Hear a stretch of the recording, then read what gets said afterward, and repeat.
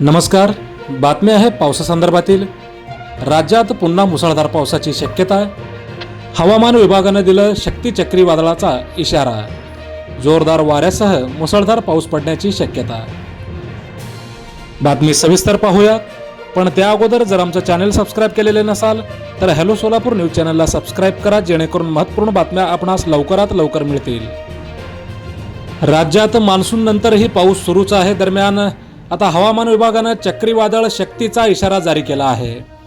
दिनांक 4 ते 7 ऑक्टोबर दरम्यान महाराष्ट्रातील काही जिल्ह्यांमध्ये त्याचे परिणाम जाणवू शकतात. मुंबई, रायगड, रत्नागिरी, पालघर आणि सिंधुदुर्ग यासारख्या किनारी जिल्ह्यांसाठी सतर्कतेचा इशारा देण्यात आलेला आहे. राज्यात अतिवृष्टीनं शेतकऱ्यांचं अतोनात नुकसान केलं. मान्सून संपल्यानंतरही अनेक राज्यांमध्ये मुसळधार पाऊस सुरूच आहे. दरम्यान भारतीय हवामान विभागाने शक्ती चक्रीवादळाचा इशारा दिला आहे. हवामान विभागाने दिलेल्या माहितीनुसार शक्ती चक्रीवादळाचा परिणाम महाराष्ट्रातील काही जिल्ह्यांमध्ये 4 ऑक्टोबर ते 7 ऑक्टोबर दरम्यान दिसून येऊ शकतात. हवामान विभागाने मुंबई, रायगड, रत्नागिरी, पालघर आणि सिंधुदुर्ग यासारख्या महाराष्ट्रातील किनारी जिल्ह्यांसाठी अलर्ट जारी केला आहे.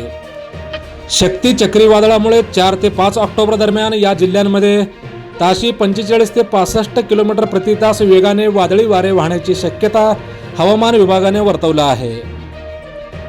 वादळी वाऱ्यांचा वेग वाढण्याची शक्यता असल्यामुळे समुद्रात मोठ्या लाटांची शक्यता आहे. त्यामुळे मच्छीमारांना समुद्रापासून दूर राहण्याचा सल्ला देखील हवामान विभागाकडून देण्यात आलेला आहे. पूर्व विदर्भ, मराठवाडासह संपूर्ण महाराष्ट्रात मुसळधार ते अतिमुसळधार पावसाचा इशारा हवामान विभागाने दिला आहे. राज्य सरकारने सर्व जिल्ह्यांमधील मदत पथकांना सतर्क राहण्याचे आदेश दिले आहेत.